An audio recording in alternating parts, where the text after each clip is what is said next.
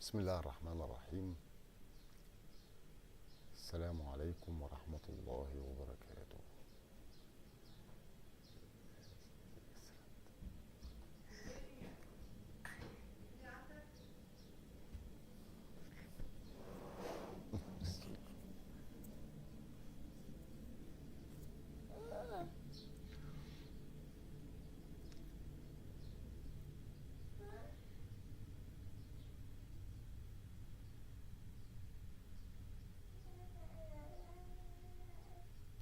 الحادثة بتاع المطبخ العالمي هنبتديها مع المتحدث باسم الخارجية الأمريكية ماثيو ميلر.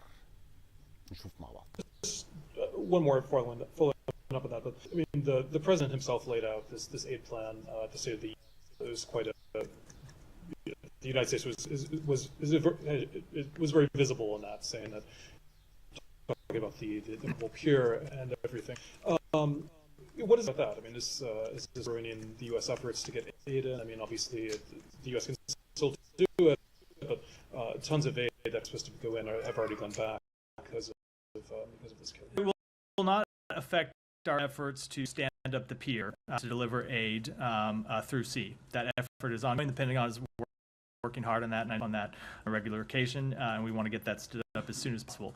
Of course, this strike does reveal the very difficult situation that aid workers on the ground inside Gaza face when it comes to not just receiving aid in Gaza, but then actually delivering it. So, for example, and I know we've talked about this quite a bit over the past few months, it's one thing to get aid into Gaza, either through Rafah or Kerem Shalom or through a maritime option when we have that up and running.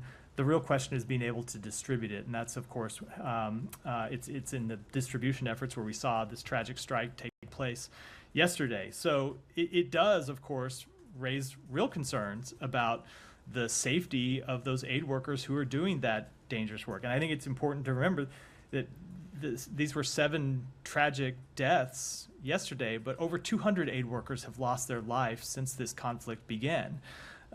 So that just reiterates and heightens the need for Israel to do better going forward. And it's why the steps that Minister Gallant outlined yesterday, we are going to be watching closely to see if they are fully implemented and implemented in a way that yields better results, because there very much need to be better results. And again, I'll come back to one point that we often make, and you've heard me say this, you've heard the Secretary say this publicly, but this is a case that we make directly to the government of Israel. They need to do better in delivering in allowing humanitarian assistance to be delivered, and in achieving better deconfliction and coordination measures for the benefit of the innocent civilians inside Gaza who are suffering. That's enough of a reason to do it on its own. That should be enough of a reason to do better. But it is also in Israel's security interest to do better. And so we will continue to press them to do that. Just one more. Could there be any repercussions for the United States? I mean, I know you're going to say that you're waiting for the result of the investigation and everything, but as we've discussed, I mean, we've had this before, investigations, we keep seeing these, it wasn't just these 7, I think there are 200 aid workers or so who have been killed by some towers. So obviously something's not happening. Are there more measures more pressure that the United States could impose? So we are going to continue to say exactly what we think about this publicly. We're going to say exactly what we think about this privately. We're going to offer our best advice to them on things that they could do better, and we are going to push them to do better as we have done since the beginning. Amir. Humanitarians and civilians should never be paying the consequences of war. This is a basic principle of humanity. At the time, this looks like it's not a war against terrorism anymore. Seems this is a war against humanity itself. You cannot be destroying every building. You cannot be destroying every hospital, every school.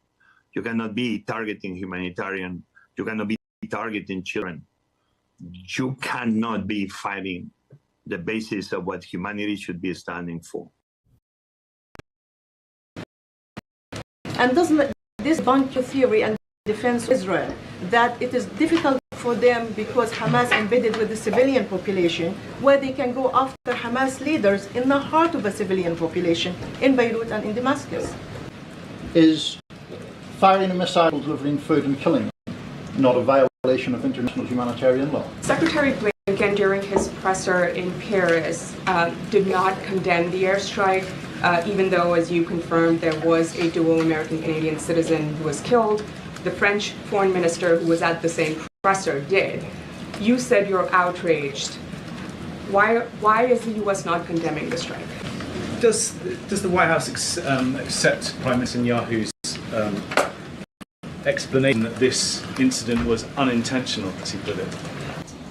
Thanks. John, you said that the White House is outraged by the strike that killed these World Central Kitchen workers. Has the White House already conveyed that outrage to anyone in the Israeli government, and what was their response? Well, I won't speak for the Israelis. We've been very clear about our feelings over this particular strike and our expectations of the Israelis. Have they provided, or has the Pentagon been able to gain any understanding of what happened yet? I know it's early, but it sounds, based on what Jose Andres has said, that these workers were doing everything right. Their vehicle was marked. They were in a safe zone. Yeah. What more could they have done? Yeah, it's really, I mean, it's devastating to see these images and to hear these early reports about the steps that they tried to take to protect themselves. But the Israelis, look, they've already said this was on them, and they're doing this investigation. We obviously want to make sure that investigation gets completed and is as transparent as possible. And as I said in my opening statement, that there's accountability to be held here. Thanks, Admiral. On the death of those World Central Kitchen aid workers, which includes one American who was killed, Netanyahu's reaction was, quote, "It happens in war." What is your reaction to that comment from Netanyahu? I don't think it'd be useful for me to get into a tit-for-tat here with the Prime Minister of Israel from the podium. We've been very clear about our expectations for this investigation. We noted that the Prime Minister said himself there will be an, and so has his military said that. We look forward to that investigation being thorough and swiftly done. And as I said, that it'll be transparent, the results of it, and that if there's accountability that needs to be had, that it will be had. But how can you take Netanyahu at his word? As Nancy was saying, this was a deconflicted zone. They had marked their car. They had even coordinated their movements with the IDF. Yeah, and as I said in my opening statement, obviously, setting aside this incident, because this isn't the first one, are issues of deconfliction that clearly need to be fleshed out and improved. So how can the U.S. continue to send aid to Israel without any condition? We're not sending aid to Israel. We're sending aid into Gaza, and that's... Weapons. How can the U.S. continue to send military aid military to assistance Israel without any conditions? Is there no red line that can be crossed? You know, we've had this discussion, you and me, quite a bit from up here.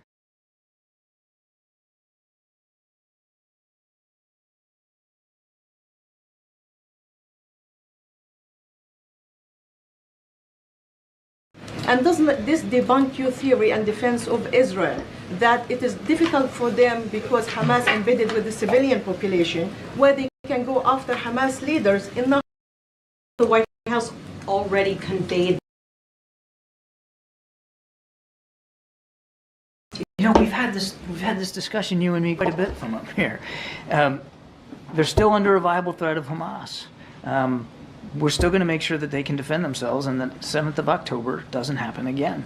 That doesn't mean that it's a free pass, that we look the other way when something like this happens, or that we aren't and haven't since the beginning of the conflict urged the Israelis to be more precise, to be more careful, and quite frankly to increase the amount of humanitarian assistance that gets in.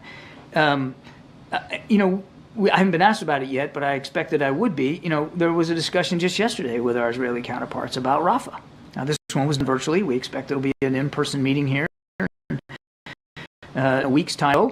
But the whole reason to have that meeting was to talk about our concerns over a major ground operation in Rafah and to present alternatives for them to be more precise and more targeted. So the idea that we're some plastic graveyard here, and we're not paying attention to the civilian casualties or civilian suffering, it's just not true. Right, but these are verbal urgings, verbal commitments. There's no other incentive besides the urging. I know you want us wants to hang sort of conditions over their neck. And what I'm telling you is that we continue to work with the Israelis to make sure that they are as precise as capable as they can be, and that more aid's getting in, and we're going to continue to take that approach. Does the White House accept Prime Minister Netanyahu's explanation that this incident was unintentional, as he put it? I think the investigation will bear that out. Do you think that given these circumstances, is there a role for some kind of a protective force for aid workers given the threat of widespread famine and concerns about, we've already discussed the J-lock coming in and so forth. Is there a role that could be considered to try to protect aid workers with a neutral party security force? That protective force ought to be the IDF, Kelly. As we've said, I mean, as they conduct operations in a urban, highly populated environment, they have concomitant obligation to take care of the civilians that are living there, and the civilians, quite frankly, that are being moved about by the combat operations that are being conducted in a very confined space. They have that obligation. Are you concerned that aid will be cut off for some period of time now because Jose Andres has said they're suspending operations for a period? The World Food Program is having difficulties. It seems like this incident is exacerbating the crisis. It certainly isn't helping. There's no question about that. And we obviously respect Chef Andres' decision not to continue operations, at least for a time. Certainly we respect that. And others may make that decision, as you talked about the World Food Program. We're not seeing a wholesale declination here of humanitarian assistance in there, but obviously, yes, that's a concern. The more violent it gets for humanitarian aid workers, and as I said, this is one of the worst in recent history, the less likely it is that they're going to be willing to take those risks, which means it's more likely that the people of Gaza are going to just suffer all the more. So yes, it's a concern. Thank you, Greg. Secretary Blinken, during his presser in Paris, did not condemn the airstrike, even though, as you confirmed, there was a dual American-Canadian citizen who was killed. The French foreign minister, who was at the same presser, did. You said you're outraged. Why is the U.S. not condemning the strike?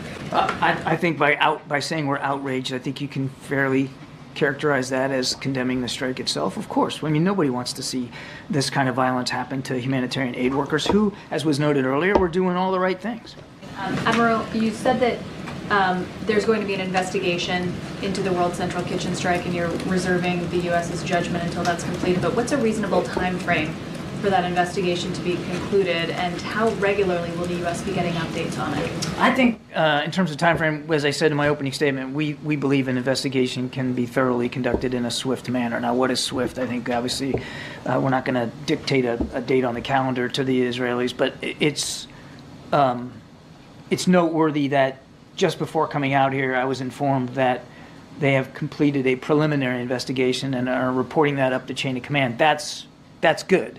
That means that they've gotten some basic findings and some initial conclusions that they're willing to make.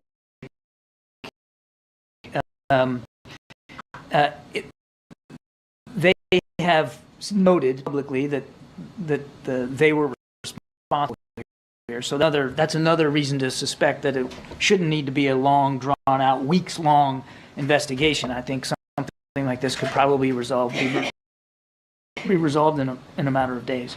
And you said that the questioner wanted to hang some conditions over their necks, that's the Israelis. And your tone suggested you wouldn't do that. Why not? I've already answered this question a whole bunch of times. We believe that the approach is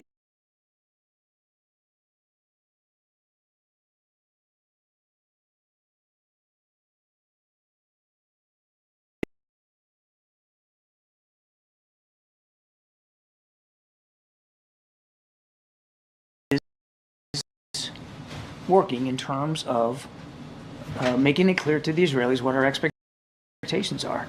I'm not going to get ahead of decisions one way or another that we might take in the future. What I'm saying is right now we are continuing to support Israel because they continue to need military assistance, because they continue to face a viable threat. On the point of conditions, the President on February 8th issued a memo, and it said, and you already know this, but just for context, it said that it was the policy of his administration to prevent arms transfers that risk facilitating or otherwise contributing to violations of human rights or international humanitarian law. Is firing a missile at people delivering food and killing them not a violation of international humanitarian law? Well, the Israelis have already admitted that this was a mistake that they made. They're doing an investigation. They'll get to the bottom, and let's not get ahead of that. Your question presumes, at this very early hour, that it was a deliberate strike, that they knew exactly what they were hitting, that they were hitting aid workers and did it on purpose, and there's no evidence of that. I would also remind you, sir, that we continue to look at incidents as they occur. The State Department has a process in place. And to date, as you and I are speaking, they have not found any incidents where the Israelis have violated international humanitarian law. If you think we don't take it seriously, I can assure you that we do. We look at this in real time. They have never violated international humanitarian law ever in the past 5 to 6 months. I'm telling you, the State Department has looked at incidents in the past and has yet to determine that any of those incidents violate international humanitarian law. Go ahead, Nadia. Mr. Kirby, Israel has killed a senior Hamas leader in Beirut with precision weapons in an area where thousands of Syrians were there. They killed senior Iranians in Damascus, in the heart of Damascus. It was serious. There were thousands of civilians there as well. Does it make sense to you that a vehicle marked with World Central Kitchen, after coordinating with the Israelis, that they didn't see it? And doesn't this debunk your theory and defense of Israel that it's difficult for them because Hamas embedded civilian population, that they can go after Hamas leaders in the heart of a civilian population in Beirut and in Damascus? To your second question, no, not my theory. I have talked about, well, now, just hang on just a second now. I've talked about this for months now. Fighting in an urban, highly populated, condensed environment like that's tough. But they have taken strikes against Hamas leaders successfully taken strikes against Hamas leaders in Gaza. I can't speak to what happened in Damascus. That I can only tell you that the United States wasn't involved. So I'm not going to talk about the details of that whatsoever. I'm telling you that they have taken precise strikes against Hamas in Gaza. They have also taken strikes that have been not precise. It looks as if very clearly what happened yesterday is one of those examples. They'll investigate that. And our expectation is, and we've made this clear to them, that they'll come clean about what they've learned. They'll be fully transparent, and if people need to be held accountable, that they'll be held accountable.